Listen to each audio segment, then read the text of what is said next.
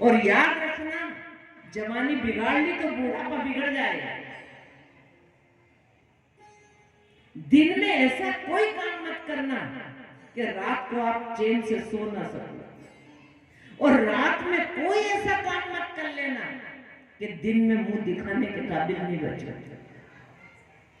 और जवानी में कोई ऐसा काम मत करना कि बुढ़ापे में पश्चाताप कर करके खटिया पे करवट बदलते हो। ये हालत हो जाएगी। तुम जवानी बिगाड़ लोगे ना तो रील चलेगी, वो तुम्हें चैन नहीं लेने देगी। बुढ़ापे में वो चक्री चलेगी भीतर। इसलिए जवानी में कोई ऐसा काम मत कर लेना कि बुढ़ापे में तुम करवट बदलो।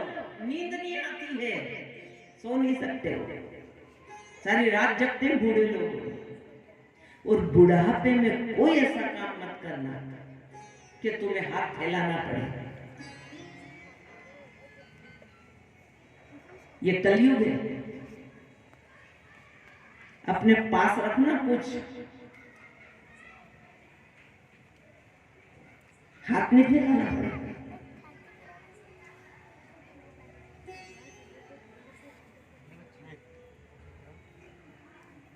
वो माझी घर में एक बेटा प्यारा सा, उसकी बहू और एक माझी दिन भर भजन करती है भगवान का। दिन भर सत्संग में जाती है, घर आती है, भजन करती है। तुम्हें जैसा अच्छा लगे करो, छोड़ छाड़ दो।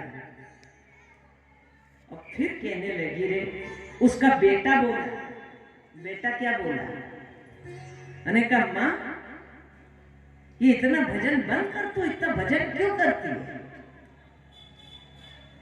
मैंने 4 तरह के भगत बताए थे ना कल परसों। असली भगत, नकली भगत, फसली भगत और दखली भगत। दखल दे, करे भी नहीं भजन साधना, करने भी नहीं दे। भी दखली भगत होना है जो दखल दे। क्या दिन राम राम राम राम करती रहती है? क्यों करती है? बेटा मारे जब तक भगवान का दर्शन नहीं हो जाएगा, जब तक मारे चैन नहीं मिलेगी, इसलिए मैंने रट लगाई है राम के नाम की। एक बार बस, मैं मरूं नहीं, बस मरने से पहले एक बार मेरे को भगवान का दर्शन हो जाए बेटा, इसलिए मैं रट रही हूँ। बेटा बोला राम का दर्शन करना है या घर में पड़े पड़े हो जाएंगे क्या दर्शन? भगवान के दर्शन करना है तो घर छोड़ और जा जंगल में, तो होंगे भगवान के दर्शन, या घर में होंगे क्या भगवान के दर्शन? माँ जी ने कहा कि ठीक है बेटा, तूने बहुत सही बात कही। माँ जी घर छोड़ के निकल गई जंगल में और घूम रही जंगल में। दर्शन होंगे, मुझे भगवान के दर्शन करना है। राम राम चल रही है, राम राम राम। एक माझी और मिल गई। उन्होंने की क्यों, क्या कर रही है जंगल में? अरे मैं भगवान के दर्शन करने वास्ते आई हूँ। उन्होंने कहा मैं भी तुम्हारे साथ रहूं। उनकी रहो। 1 से 2 माझी घूमे होना जंगल में, नाम ले रही भगवान का और घूम रही। 1-2 महीने के बाद एक और माझी मिल गई। उन्हें कहा मैं भी रहूं तुम्हारे साथ। उन्हें कहा रो, तुम काय के लिए घूम रही जंगल में? उन्हें कहा मैं भगवान के, वो पहली माझी जो थी, मैं भगवान का दर्शन करने के लिए घूम रही एकांत, न संसार न भीड़ न कुछ नहीं। अब 3 माझी इकट्ठी हो गई, 3 हो गई। याद रखना, हम जो करते हैं उस पे भगवान की नजर है। ये 3 माझी जो हो गई ना इकट्ठी बुढ़िया, इन तीनों पे भगवान की नजर है। तुम जो करते हो ना वो एक एक क्रिया देख रहा है, और तुम जो बोल रहे हो ना वो एक एक शब्द सुनता है भगवान। कितने लफा लफी चलाओ तुम, कितनी फेंक मारो है, कितने झूठ बोलो है, कितने सत्य बोलो है, एक एक शब्द सुन रहा है तुम्हारा भगवान। क्या मालूम इतनी फेंक मार के इतना छोटा आचरण करके क्या मालूम क्या हासिल कर लेंगे। भगवान तो तुम्हें कभी मिलने वाला नहीं।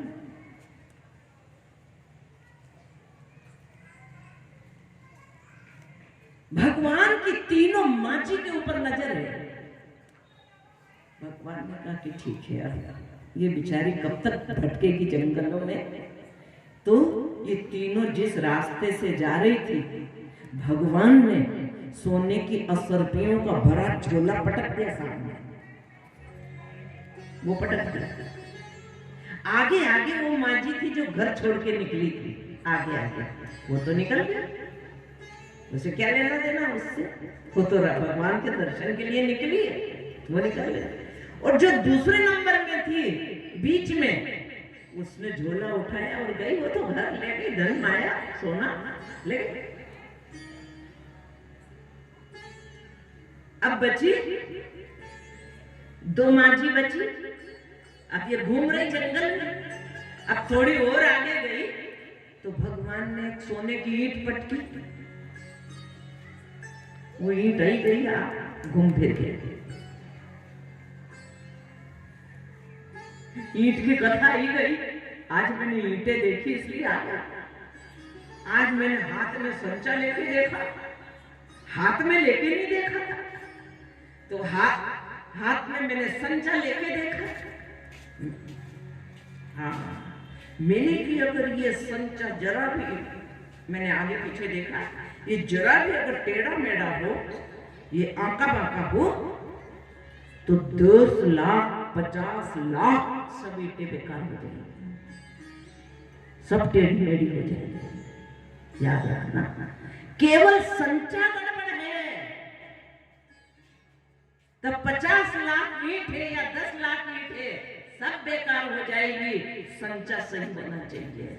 इसी तरह से संचा यानी माँ की कोख, और ये माँ की कोख अगर गड़बड़ रहेगी तो सारी ईंटें बेकार हो जाएगी, सारा संचय बेकार, सांचा ही बेकार। सब समाज में ये लोग बेकार, जन्म दे दोगे तुम बेकार, सब गड़बड़ हो जाएगा। माता, इनसे ज्यादा जवाबदारी आपके ऊपर है। हाँ, हमारे सारे शास्त्रों में मां की महिमा बताई गई है कि आपको कैसी कोख तैयार करनी है और कैसे को जन्म देना है। बाकी तो लोगों के कचरे के ढेर पड़े। अच्छा, दुनिया का भला हो जाएगा। हम चोटे हैं, हम व्यभिचारी हैं, हम लुटेरे हैं, हम ठग हैं, हम बदमाश हैं, हमें 2 कौड़ी की अकल नहीं तो दुनिया का भला हो जाएगा। ये कचरे का ढेर मत लगाओ। कितनी संतान को जन्म दिया, ये बड़ी महत्व की बात नहीं है। तुमने संस्कार क्या दिया बच्चों को, ये महत्व की बात है। ये रोना मत बुढ़ापे में, बीज तो तुमने बोया, संस्कार तो तुम्हारा ही है। फिर को के बेटा सुने नहीं।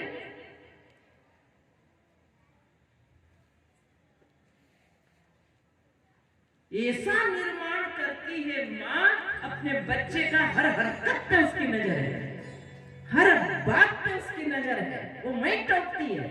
देखा तुमने लवकुश का लॉकडाउन में, रामायण देखी होगी ना, कैसा वो माँ बच्चे का निर्माण करती, फट से टोकती। नहीं बेटा ऐसा नहीं, ऐसे बेटे हरे पेड़ को मत काटो, और लगाएगा कौन? जिस दिन धरती पे अंतिम पेड़ कट जाएगा और जिस दिन धरती पे आखिरी नदी भी गंदी हो जाएगी, उस दिन ये तुम्हारा धन काम नहीं आएगा। 500 हजार रुपए के पीछे पेड़ कटा रहे हैं मूर्ख। फिर अच्छा धन से काम चलेगा? धरती पे अंतिम पेड़ भी कट जाएगा तो जिंदे रह पाओगे धन खा के? पर आदमी पता नहीं अंधा हो या मैदान उड़ा दिए पेड़ काट है। नदियां गंदी। अभी मैंने गंगा दर्शन किया, गंगा आरती की, फूल भी फेंको, माला भी फेंको, पॉलिथीन भी फेंको, सब फेंको कचरा। वहां का नदियां भरती रहे तुमने, हर गंदा कर दिया। कम से कम अपन कथा सुने, अपन तो अकल रखो, अब समझ बढ़ा लो अपनी। ठीक है, आइए कथा। वो दो माझी जा रही, भगवान ने क्या, एक तो गई, ले ली परीक्षा, आई थी, वो भी कहने लगी थी साथ साथ। मैंने कहा एक असली भक्त और एक फसली भक्त, वो देखा देखी हो गई साथ में, मैं भी दर्शन करूंगा, फिसल के गई कि नहीं गई, ये फसली भक्त होगा। फिसल गए, लबू का देख लिया, क्या बोलूं उसको, प्रभावित हो गए। एक गई, दो बची, भगवान ने एक ईंट डाली सोने की, जिस रास्ते पे जा रही थी। तो वो जो माझी थी ना, घर छोड़ के गई, वो आगे थी, वो तो निकल गई। और ये जो पीछे वाली थी ना, ईंट उठा ली और गई घर, गई। अब कितनी माझी बची, तीन में से एक बची। अब ये फिर वो घूम रही जंगल में। अब इसके सामने भगवान ने हीरे और मोती दोनों से भरी एक थाल रखी सामने, आगे बढ़ी गई। वो रहे उन्हें तो देखियो तक, हाँ ऐसे करके ऐसे कर लिया। कब हो गए प्रभु, और क्या करूं मैं तेरे लिए, क्यों देर कर दिया। ये रोशनी चली जाएगी, आंखों में झाई पड़ी, राम निहार निहार, और पाँव में छाला पड़िया, जीवान में छाला पड़ गया, राम पुकार पुकार, और आंखों में झाइयां पड़ गई, राम निहार निहार, कब आएगा कब आएगा कब आएगा।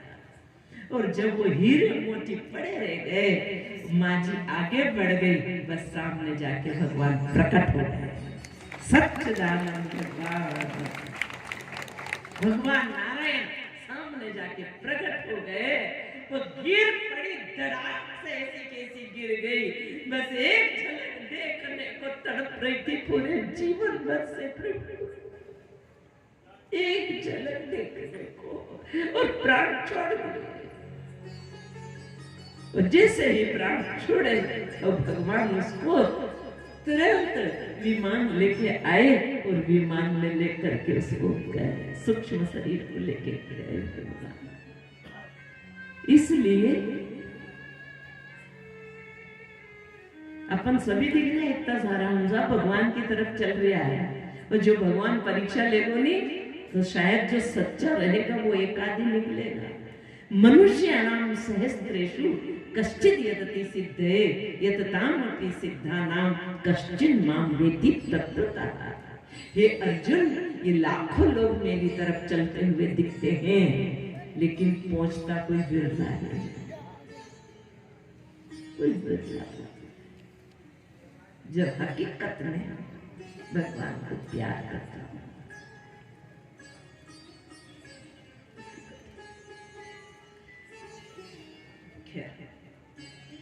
कश्यप ऋषि की दो पत्नी थी,